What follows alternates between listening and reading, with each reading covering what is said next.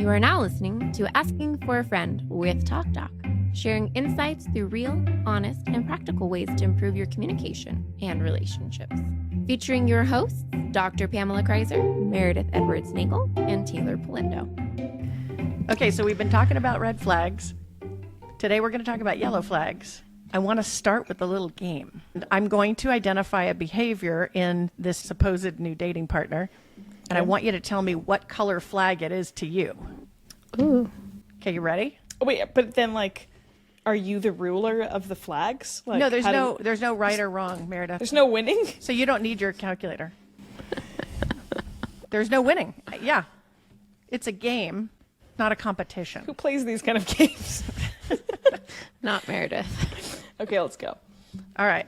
So what color flag would this be if you encountered this in dating? They interrupt you. Yellow. Rude? Okay, yellow. They interrupt you. Yellow? Okay, both say yellow. I need more information for that to be red. We're going to get into all this. Is just your new dating partner. Okay. Okay. They don't have the same values as you. Red. Red. Okay. They sometimes lie. Teighlor. Oh, that's a red flag for me. Sometimes. That sounds like it is a repeating offense. Yeah, I'm going to go red too. Okay. Even though you're going to call me out on this in a minute, Teighlor. They're not very close to their family of origin. Yellow. Yeah, yellow. Okay.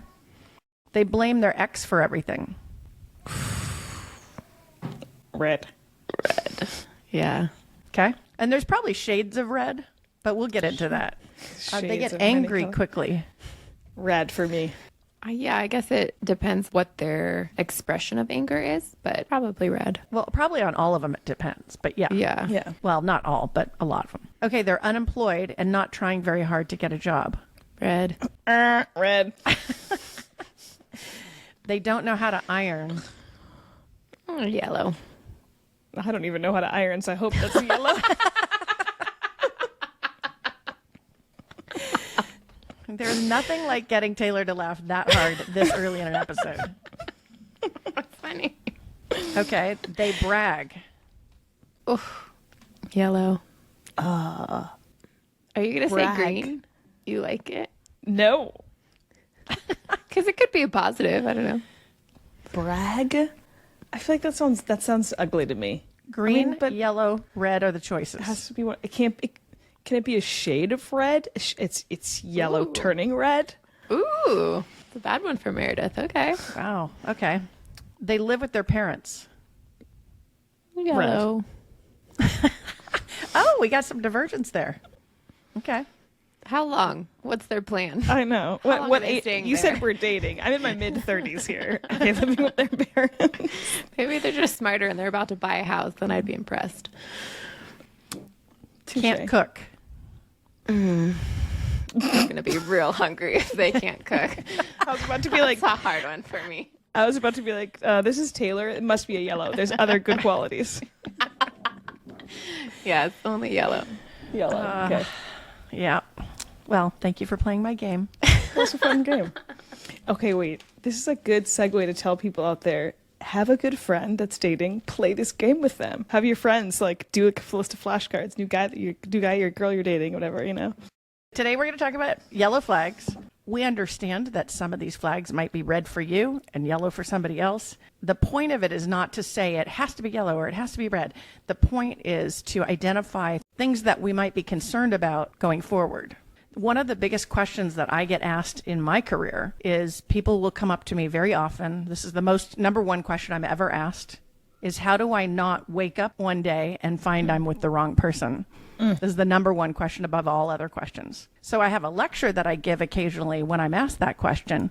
And the lecture is titled, Don't Fall Asleep. Mm-hmm. Inherently in the question of how do I not wake up one day and find I'm with the wrong person, my comment would be that's not something that happened overnight. That's something that you had to fall asleep to some of the things that you were possibly seeing that were warning signs in the relationship. And you'd have to fall asleep to those on some level or pretend they're not there. There is no waking up if you never fall asleep. Touche. Maybe we'll do a full episode on that someday. I don't know. I like it. Don't fall asleep. Yeah. Yeah. Ooh. I have to think that the people listening to this are not sleepers. I agree. Yeah. I feel this resistance to calling them yellow because I don't want people that listen to make excuses for themselves for why they should put up with somebody or something in a relationship, or even to normalize their own poor behavior, or because their own poor behavior in their own unhealthy family patterns, or because you just want something so bad, you don't want to be alone so bad that you put up with things. Yellow flags mean that we have work to do. So we in ourselves, this is not just a only pointing finger episode. A change is a must for relationships to thrive and not just survive. So big thing we learned from holistic psychologist, people know who she is out there, Instagram, etc., is she says that longevity isn't simply a marker of success. So with that, I let myself be vulnerable and say, which we've talked about before, but yes, I have been married once before, and there's this negative connotation with divorce and separation. I get that. So I'm not here, at least I can speak for myself, I'm not here to promote giving up, but to ask yourself, what's your goal? To have a long and awful relationship or have a healthy, fulfilling one? Thank you, Meredith, for sharing that, because it's very brave and honest of you. Yeah. I know our culture has very kind of negative, and just a lot of cultures and religion and all sorts of things, very negative outlook on divorce.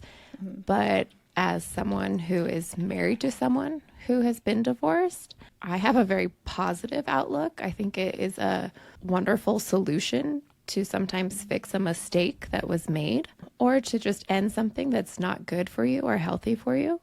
So in my head, instead of, say you marry the wrong person or whatever the situation is, it would be a bigger mistake to keep repeating that and ultimately hurting yourself over and over. And I know you got a lot of backlash through your divorce, Mare, kind of walking that out with you and just how people responded to you. And I know my own husband received that from some people, but sometimes divorce is the best course for some couples. Also, we want to remind ourselves what we went over in our last episode. I just re-listened to it. It's a banger. I really like it.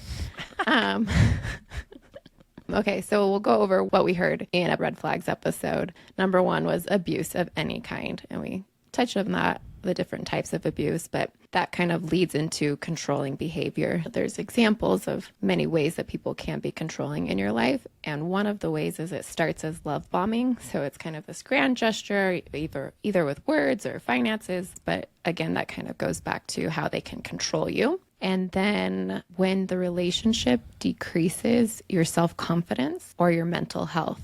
And then lean on your group, your inner circle. Listen to them. If your significant family and friends don't like your partner or are trying to bring up concerns with you, listen to them. So that's what we went over. But definitely listen to that episode if you haven't. And something that we'd want to differentiate here is when we're talking about a yellow flag and evaluating whether that's a concern that needs to become maybe a deal breaker, we're talking about things that don't just necessarily happen one time. So you might have mistakes people make, and they might just be mistakes. So if we see something that is consistent, however, then we would say, okay, that puts it in a different classification. In social science, we have a term for behavior that is expressed across a lot of different people, and we call it cross-situational consistency. There's somebody who's controlling, but they're controlling in all of their relationships. If that's true, then it's a trait that they're exhibiting, right? It's not just with you. Now, it still might be a yellow flag because it's with you, but you want to kind of think through, how does this behavior occur, or has it reoccurred? And then how does it reoccur? So does it reoccur across all situations? It's sort of like evaluating the depth and the breadth of the flag. So does it happen frequently with me? And then does it, in terms of breadth, happen around a lot of other people? And I think that's a tough thing to know. Yeah. So it's definitely something to wake up and look at, going back to our don't fall asleep analogy, and think about whether they're patterns. Now, I want to talk about not falling asleep a little more. When we fall asleep, we're unconscious, we're crashed, we're dormant, we're comatose, or we're slumbering. Those are all the different words. And that means that we're not actively looking at the yellow flag. We're just saying, it'll be okay. It's not a big deal. I don't need to get into it. Passive. And if we do that consistently, then of course we're inviting trouble. It sounds very passive. When we've talked in a handful of different episodes, even from the AI episodes, about just being passive is Easy. essentially, being passive sounds like the easy way out in relationships across the board.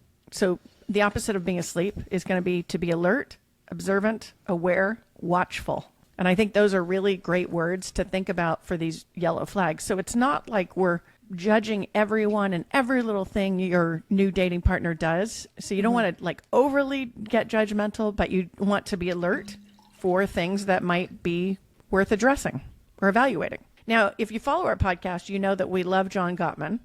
And we love John Gottman for a lot of reasons, especially the broad research that he's been bringing to us for the last 40 years. We'll drop a link to the Gottman Institute in case you want to do a deep dive on any of their research. Gottman has brought us famously the 4 horsemen of the apocalypse. And if you've listened to our podcast in earlier podcast episodes, you've heard us talk about these as warning signs on your dashboard.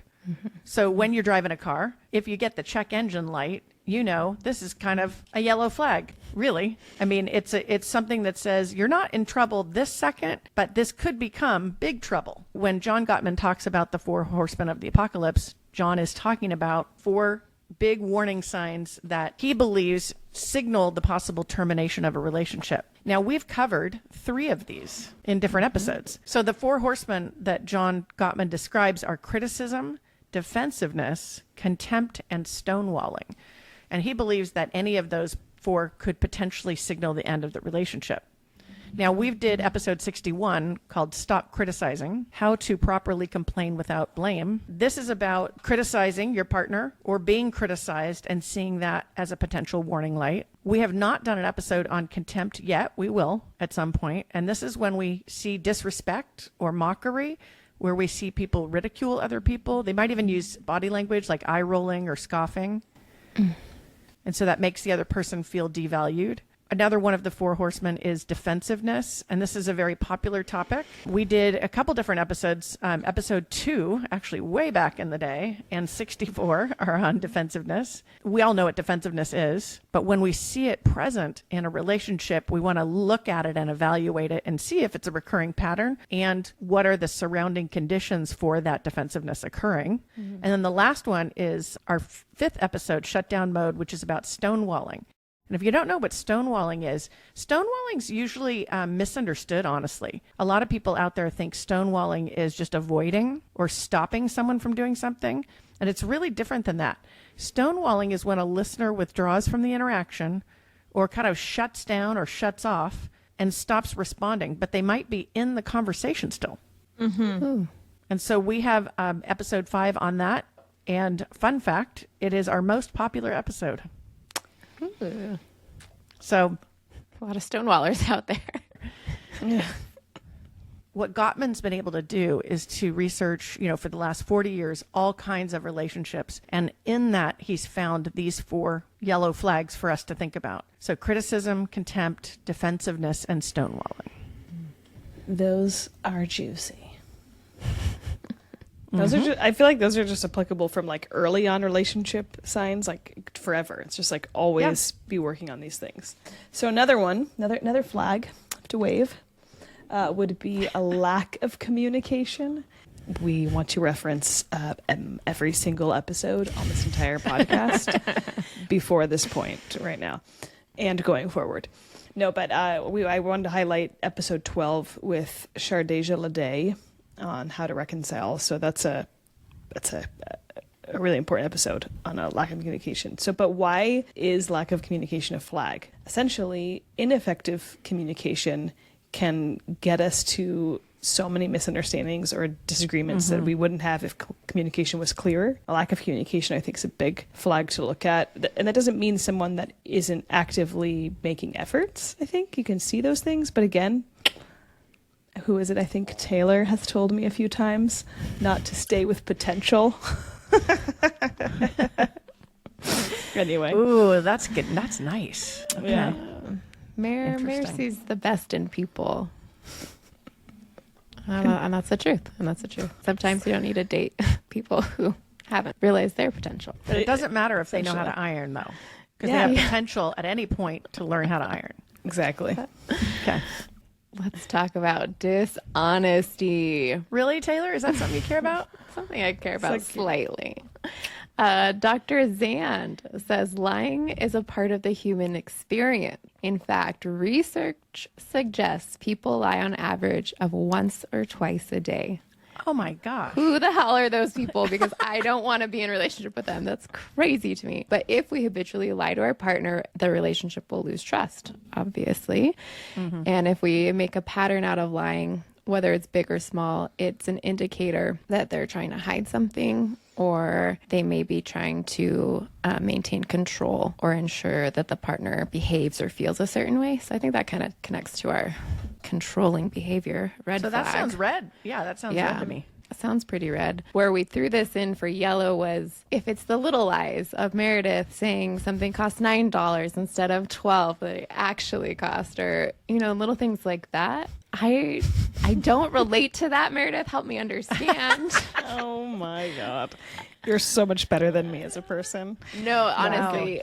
Okay. You talked about Dr. Zan saying that it indicates a person's trying to hide something or that they're trying to maintain control. I don't relate with the maintaining control aspect in my mind when I've lied about something being $9 and instead it's $12. For me, I can't trust a person, which to me says I can't be in a relationship with you if I can't trust you. So that's why honesty is so important to me, because what's the point of being in a relationship with you if I can't trust what you're saying? Like, what are we even doing? I don't know. Yeah, for sure. So that it's a huge deal to me, but sometimes I don't know. Haven't we talked about this recently? Is it Brene Brown who says if you're telling those little white lies, like, you're doing it for you, you're not doing it for them? Oh, that's true. So, you know, we're talking about easy. We're talking about, you know, it's a cop out. You're doing it for yourself. And oh, yeah. You can own that. I think, you know, sometimes people ask unfair questions that there's no real great way to answer. Isn't it really what the lie does? So it's the function of the lie that tells us what color the flag is. Okay. So if someone lies to not be seen, or they lie because they want to control you, is different than I lie because I know I'll hurt you if I tell you what I really think. Because you do look fat in that dress. Yeah, or you weren't invited to the party, and I didn't know about that. You know, that's where I see people do it so they think protect someone. Sure, that's way different than hiding something or controlling them. The utility dictates the color of the flag. I like that. I like that. I can go with that. Okay. Okay. Okay, another flag we shall wave.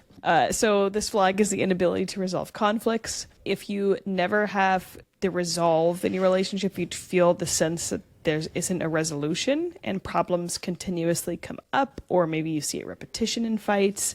I would see that as yellow for sure, because there's never a positive move forward. There's going to be conflict. We've talked about this in a lot. I mean, if you're in the world and you have relationships with people, you're going to have conflict. Yeah. You're in partnership with someone that can't resolve anything, then it's like you're just in this circular fighting pattern. So why is that important to notice this as a flag, to not be asleep to this flag? I think is because if people are struggling with conflict so much, I think that this can lead to increasingly more red flags, whether that's like blow-ups, right?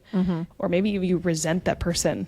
Can you see yourself resenting someone, building that up in yourself if there's no resolve on certain issues that are important to you? And I would also highlight that we did a couple of episodes on your conflict style, so definitely check those out if you're not sure what your style is. Frequently, though, Meredith, when you're explaining that, I have a lot of students that I teach, and they'll say they prefer avoiding. They just don't want to get into it. And that style perpetuates actually quite a bit of conflict. Even though a lot of people come into my course thinking, I just avoid, I'm good. Like, I don't do anything. But you never get into it. Then you never get through difficult things, which are going to happen. And that, I think, over a repeated patterning could be a big problem. I don't know if this is the right spin on this too, but if you notice you're doing that avoiding, you notice you're trying not to resolve conflict, like yourself, why is that? What flag is that? You know, even if it maybe it's not that person isn't wanting to, but they have maybe an explosive behavior, something else, or some other flags going on there, and you're putting up the wall or whatever it is to resist them. Yeah, I might walk on eggshells because you have an anger problem, and that's the actual flag. Yeah.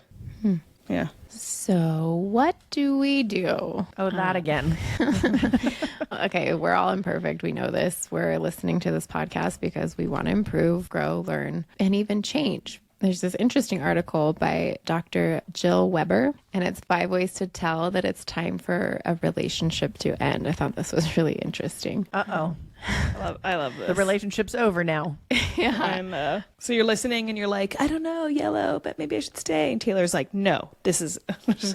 This is what Dr. Weber says. You want to consider the big picture. Little things will happen. And I find this true among friends. They'll fight, and it's the same fight, but there's obviously different nuances, or it's the same boundary being broken, or it's the same violation. But there's some differences. Of course, nothing's going to be exactly the same. So they just let it slide, or they get stuck on the day-to-day instead of looking at the big picture. I think we talked about this. What's the goal of your relationship? What's your goal of your life? Where do you see yourself in the next 5, 10, 30 years? So consider the big picture instead of just getting kind of stuck on the day-to-day and like, oh, well, we thought about this, but it's okay. He was just in a bad mood, or she was just being whatever that day. Zoom out.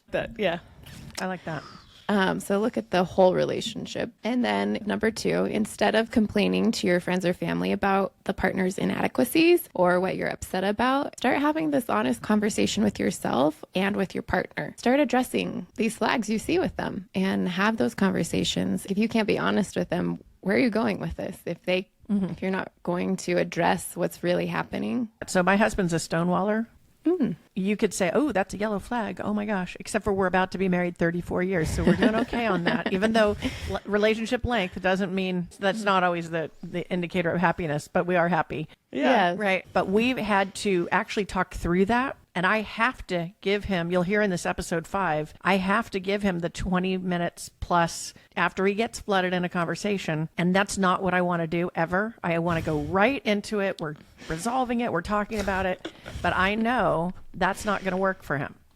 It won't work for me anyway. Like I can demand it and he can stay there, but nothing's going to happen. We know that that's how it goes. And he'll even say, I'm flooded or I need a break, or he'll say something. And I know, look at your watch, because don't go back to him in 5 minutes and say, come on, we have to talk about this again. And it's not my preference. I don't like feeling unresolved for the 20, 30 minutes, but we don't get to a good place unless that happens. And I find him quite reasonable, actually, after the 20, 30 minutes. Quite reasonable. Has he always been able to do it in 20, 30 minutes? Or I feel like I need a day sometime. No, it could be longer.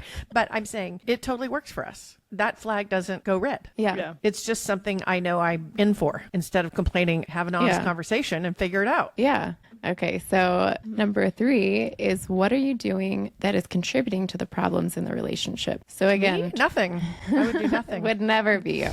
No, it's always someone else. But until you can confront yourself or what your role in the dysfunction is, you're bound to continue to repeat it with your current or even a future partner. That's pretty interesting. I like to think that if you're listening to this, you do want to grow yourself. A good place to start is inward, especially if you have a partner who maybe is not willing to do that right now. You can always own up to what your part is. Yeah. And another part to number 3 is, what do you do that enables your partner's treatment of you? So, for example, if you're not speaking up or you're not creating or maintaining your boundaries, you'd want to obviously commit to working on yourself, and that will pay off with or without this particular relationship. Maybe it's not something you're doing, but something you're allowing to happen. One of the things that my students say they fight about the most is where to go to eat. Seriously? It's very common. I love that conversation. They talk about this all the time. And here's one of the ways this might dysfunctionally play out. Okay. You ask me where I want to eat, and I say, it's okay. Let's go wherever you want. Yeah. And then we go there, and maybe I don't like it. So I say, this is a terrible place. And you could say, Guy, why do they pick such terrible places? But that started with you not saying what you thought. Yeah. And maybe it didn't matter that much, but you didn't even engage. And so I think equal responsibility is on both parties to talk about what is it that we think we want. All right, back to our indicators of the end of this. Yes. Number 4, which is an interesting one. Is this why people are in relationships? You want to confront your fear of being alone. So many people hang on to this unhealthy union out of the fear of being alone or with themselves. And you'll be more effective in your relationship and brave in doing and saying what you need if you're willing to work on that fear of being alone. I had a student one time, he wrote a paper for me, and he wrote, this is my epiphany. I'll stop worrying about finding the right partner and start trying to be the right partner. And he wrote me this little note that said, I'm going to go over the page limit and you can go ahead and dock me the points, but I needed to learn this in this class. Oh, that's cool. I like that. Did you dock him points? No. Nice. Because he was really writing a note to me. Yeah. So it was not really the paper. That's how I Okay. justified it anyways. That was nice. Sorry, everyone, that I docked your paper, but I think that's really profound, though. Like, work on yourself, and I think you'll attract a partner also doing the same thing. yeah, because he was more like, I'm trying to find someone, so I'm not alone. Yeah. And then he said, I realized the whole puzzle is I have to actually work on being the person Yeah. that would be a good relationship partner versus finding someone to keep me not alone. Yeah. Good. Okay, so the last one, number 5, do something differently.